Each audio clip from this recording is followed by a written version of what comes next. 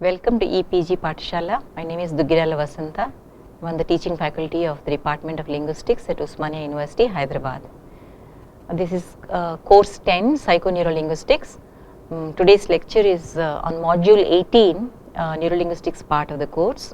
The topic is brain structures and language functions. The main objective of this lecture is to discuss some of the brain structures and their role in different language functions such as speaking, listening, reading and writing.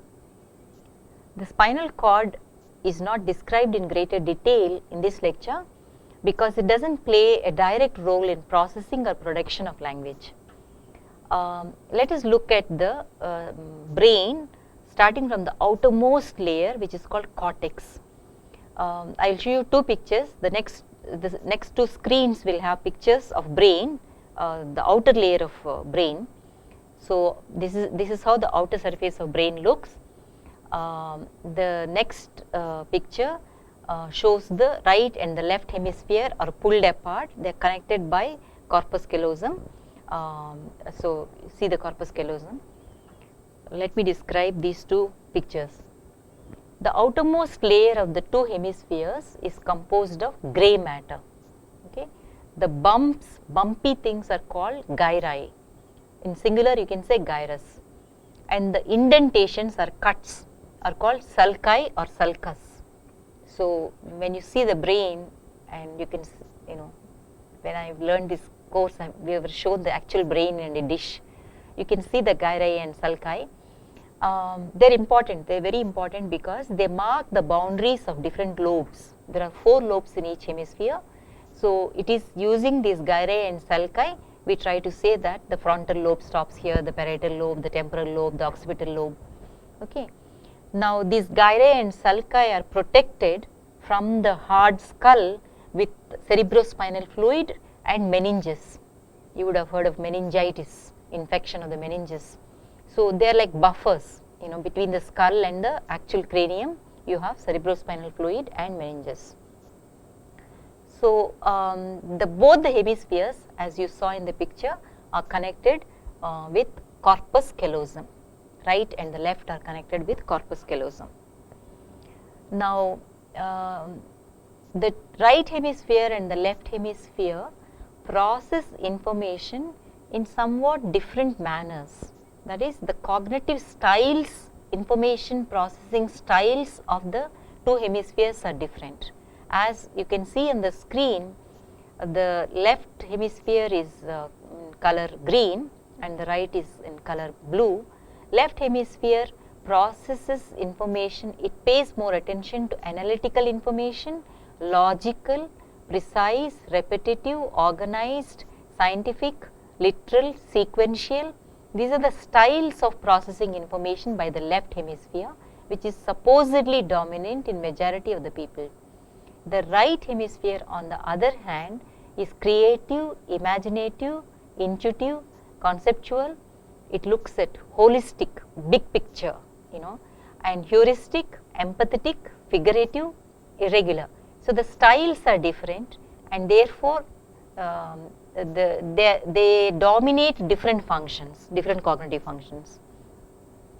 So that information processing styles being different, the left side of the brain is good at managing, it processes information logically and sequentially, and therefore is involved in language processing. So in listening, reading, speaking, writing, we are manipulating symbols. So left hemisphere is very good at language, managing language. That is the firm belief in neurolinguistics. The right side of the brain, on the other hand, the right hemisphere, is more visually oriented. It helps us locate objects in the space, solve picture puzzles, appreciate art, music, recognize objects by touch. If suppose you close your eyes and I put a small chalk piece in your hand, or a pencil or a eraser, you can still recognize it. You don't have to see it. You are able to do that because your right hemisphere is helping you to do that. So recognizing objects to touch, for instance, is called stereognosis. So if there are lesions in the right hemisphere, you lose that ability. That's how they have established that right hemisphere is good at visuospatial abilities, whereas left hemisphere is good at language and mathematics and science and things like that. In addition to this sharing of cognitive functions by the right and the left and the left hemisphere also control the body in a contralateral way. As you can see from the picture on the screen, the right hemisphere controls the left side of the body and the left hemisphere controls the right side of the body. The reason for this is the white fiber tracts which come down to carrying information from the brain to the body, they cross over. 80% of the fibers cross over at the level of medulla. 20% goes straight. But because 80% crossover, the physically the right side of the brain controls the left side of the body and vice versa. You might want to know what is the evidence for this kind of functional specialization of the two hemispheres. Over the century, a lot of evidence was accumulated, starting with behavioral studies like dichotic listening. You will learn in detail about each of these in the other modules of neurolinguistics, but basically what dichotic listening test does is, when you give simultaneously two different words to both the ears and you ask people to report what they heard, they tend to report more words given to the right ear because right ear words go to left hemisphere, and left hemisphere is known to be dominant in majority of the people. So the words which reach the left hemisphere get interpreted quickly, and therefore you get right ear advantage. So that is one evidence for saying that left hemisphere processes language much better than right hemisphere. Then of course you have a series of lesion studies that is for controlling epilepsy or certain other neurological conditions.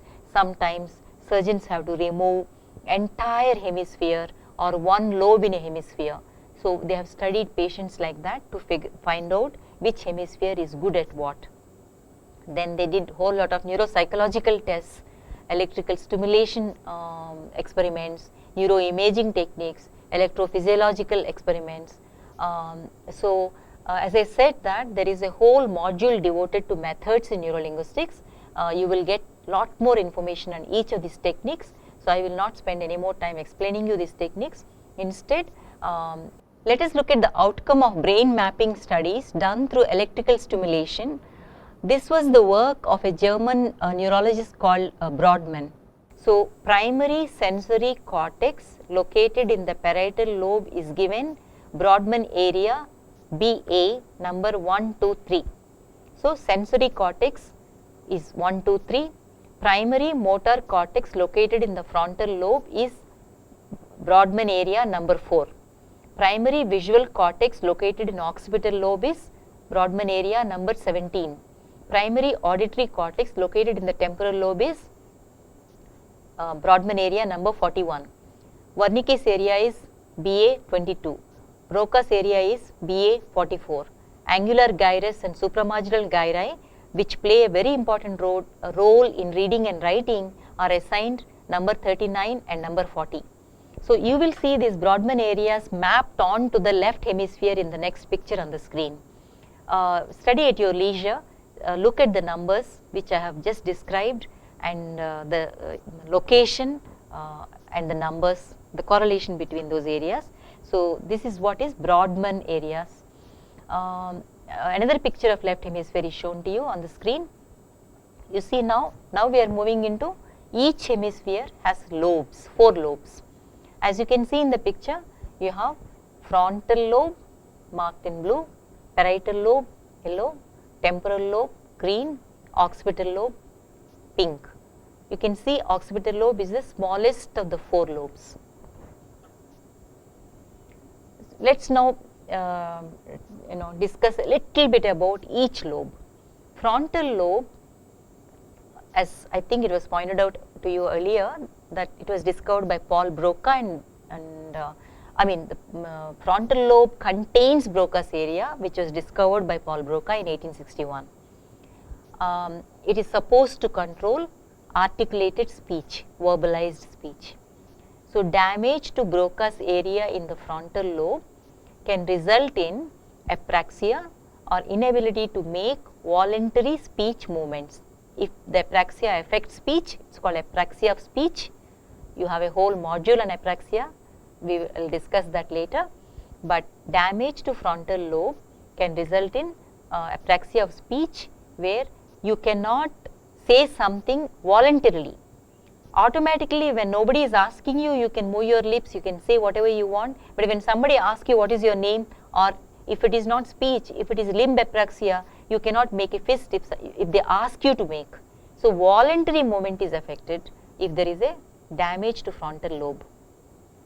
Frontal lobes in general are associated with reasoning, planning, movement of speech, movement involving including movements involved in speech, emotions, problem solving. All right. Move on to the next lobe, the parietal lobe.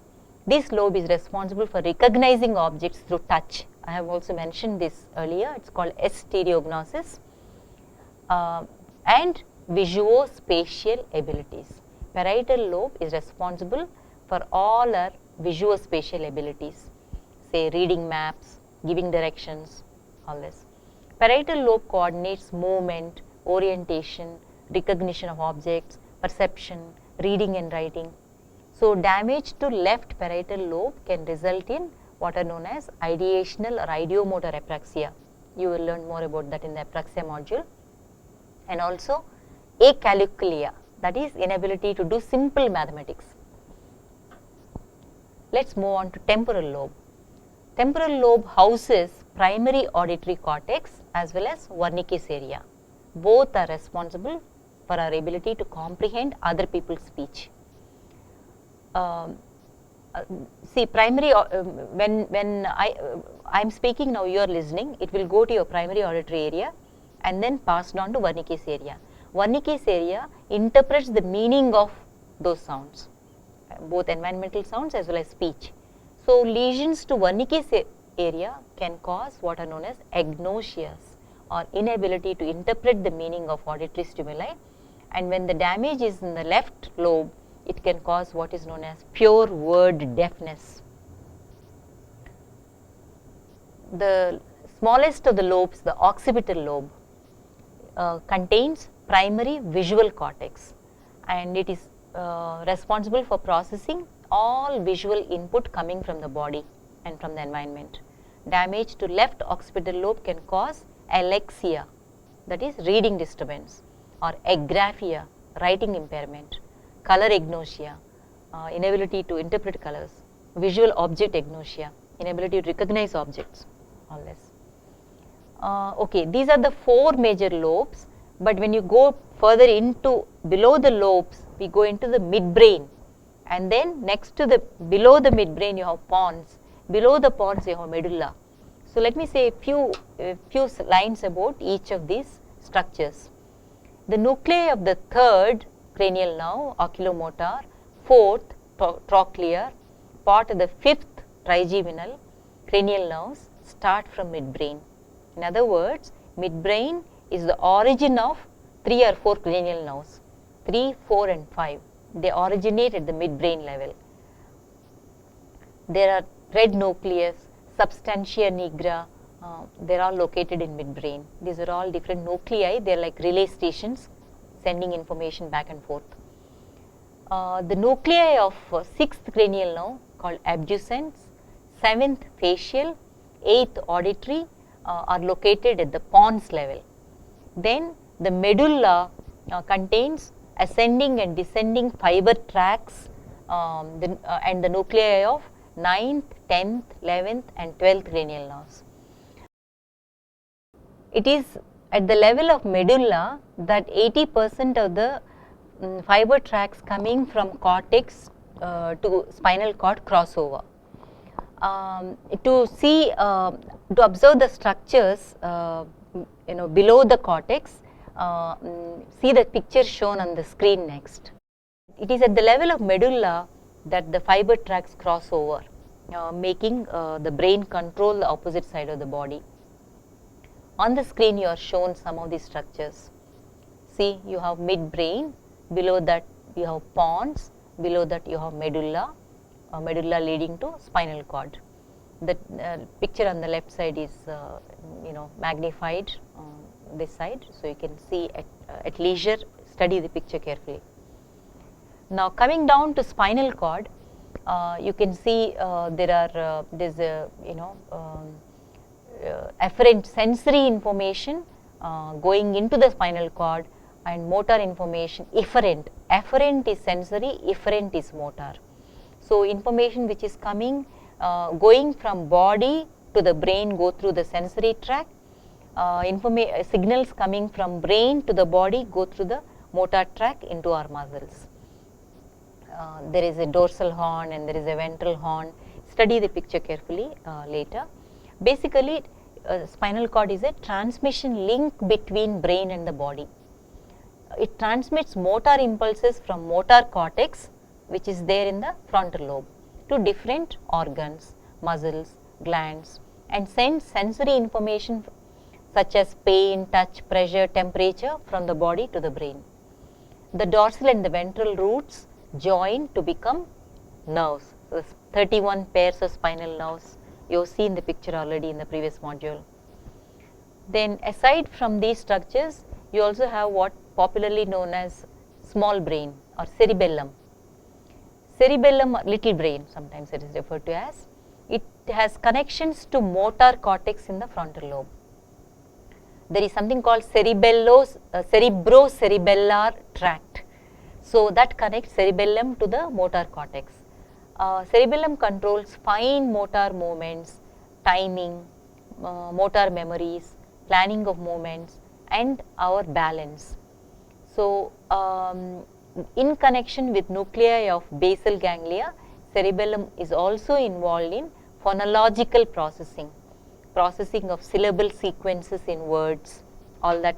So you can have certain kind of dysarthria, cerebellar dysarthrias, cerebellar ataxias, and problems, language related problems, and therefore you need to know a little bit about cerebellum also. Now these are all the brain structures. What about the information flow happens to the fiber tracts? So the right and the left hemisphere, I only mentioned corpus callosum, which connects the right hemisphere and left hemisphere, but that's not the only connection. You have what are known as commissural fibers, which also connect the right hemisphere with the left hemisphere, projection fibers, which connect the cortex to the subcortical structures, some of which I have described a few minutes ago. Then association fibers, which connect one area of the cortex to another area in the same hemisphere.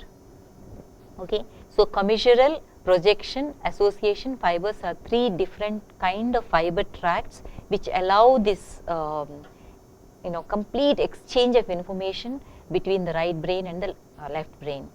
So we have talked about many brain structures and the fiber tracts which connect these structures, but all these structures, for them to function well and keep us conscious, alert, aware, and process information, brain requires blood.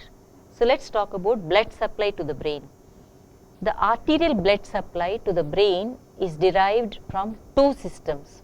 One is called the carotid system, huge artery in the front, carotid artery, and there is a vertebrobasilar artery at the back of your neck. So from the back vertebrobasilar artery, from the front carotid arteries, they go up and they form what is known as circle of Willis. You will see in the figure in a minute on the screen. They form a circle of Willis. Circle of Willis is made up of three major arteries which cover the entire brain. So you only need to remember anterior cerebral artery or ACA, which supplies the corpus callosum, the basal ganglia, the medial part of the frontal lobe is supplied by anterior cerebral artery. Then you have middle cerebral artery, which supplies to motor, sensory and language areas in the frontal, temporal and parietal junctions. Notice I said frontal, temporal and parietal. These three areas, they are called pericerebral areas, is very important for language functions, and therefore it is middle cerebral artery is ruptured or something happens to middle cerebral artery, you get aphasia. So most people diagnosed with aphasia have problems with something to do with middle cerebral artery. What about posterior cerebral artery or PCA? This supplies blood to the occipital lobe at the base of the temporal lobe and the base of the temporal lobe. Okay. So you've seen ACA, that is anterior cerebral artery, MCA or the middle cerebral artery, or posterior cerebral artery, PCA. Together these three supply blood to the entire brain and they form a structure called circle of Willis.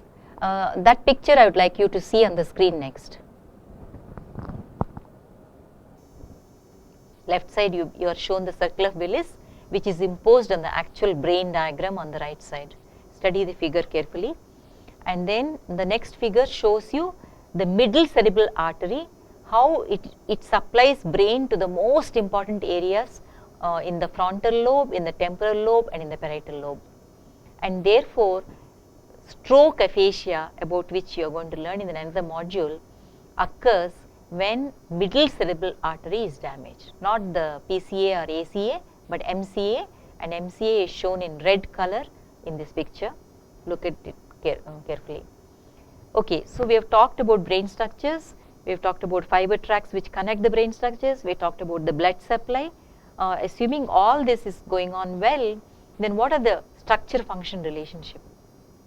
One of the earliest proposal about the brain structure and language function relationship is by Lichtheim and Geschwind's model.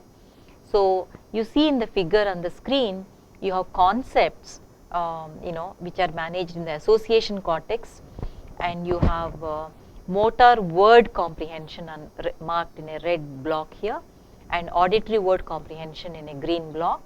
So you have what language basically involves turning our mentally stored conceptual information into speech motor movements. So you have one branch on the left side, so ventral prefrontal cortex is involved in that, or you take the auditory input which is going into the ear and you understand the meaning of it in the Wernicke's area, and then you comprehend what is intended by the speaker. So you have production and comprehension making up this kind of triangle like model. So what exactly happens during speaking and listening? What happens in the brain? Let me give you the steps. So these are the following actions take place. Information reaches, you are listening. When you are listening to speech, information reaches primary auditory cortex in the temporal lobe. Then Wernicke's area interprets the meaning of that, the auditory sensation. Then arcuate fasciculus transfer that information to the Broca's area. Broca's area passes on that information to motor cortex. Motor cortex sends signals to the body, say that open your mouth. Alright. So look at the figure on the screen. All these steps are explained with numbered. So first action is primary auditory cortex, second is Wernicke's area, third is the arcuate fasciculus, 4 is Broca's area, 5th is motor cortex, and from motor cortex fiber tracts come down to the spinal cord asking our speech muscles to move. This is what happens when you are speaking and listening. What about reading and writing? When you read a message, the first activity is from the eyes, the information go to the occipital lobe. From occipital lobe, the information gets to Wernicke's area, comprehension area, through angular and supramarginal gyri in the parietal lobe. That's why they are called reading and writing areas.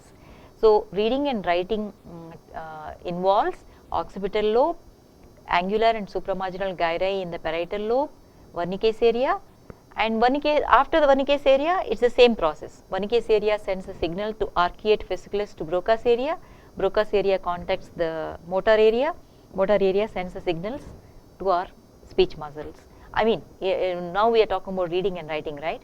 So it sends signals to our hand to move. So we start moving our hand. So look at the figure on the screen to see supramarginal gyrus and angular gyrus and the other important areas which are involved in reading and writing. So once again, one more slide about language structure and language function. On the left side you see spoken word is interpreted in area 41 and in Wernicke's area, and then you hear and you comprehend that. So speaking and listening here. If it is written word processes, information goes to area number 17, which is in the visual cortex, the occipital lobe. Then it goes through areas 18 and 19, then area 39, which is angular gyrus, then Wernicke's area, then you start reading. Then the central part is called cognition. Other cognitive functions involve Wernicke's area, Broca's area, and then facial areas, and then cranial nerves, and then you start speaking. So these are some kind of diagrammatic way of explaining how structures and functions are interrelated. The brain and the spinal cord together make up the central nervous system, and in this lecture I have basically described brain and major structures in the brain, and I also talked about localizationist approach, which is supported by Brodmann areas. Different parts of the brain are mapped, they are given numbers saying that this area is in charge of this function, and that's what is a localizationist approach. So we looked at different major so-called language areas and the numbers associated with those areas. Then we talked about the differences in the information processing styles of right hemisphere and left hemisphere, and the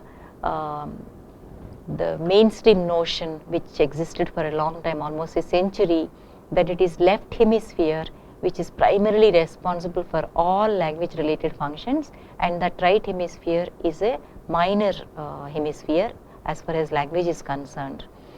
We have taken this mainstream, traditional notion, and we looked at different parts of the left hemisphere in relation to the the lobes, the 4 lobes we have examined in detail: frontal lobe, parietal lobe, temporal lobe, occipital lobe, and what are the major structures which contribute to reading, writing, listening, speaking across these 4 lobes, mainly the left hemisphere. Then in order to do these functions, brain requires sufficient blood supply.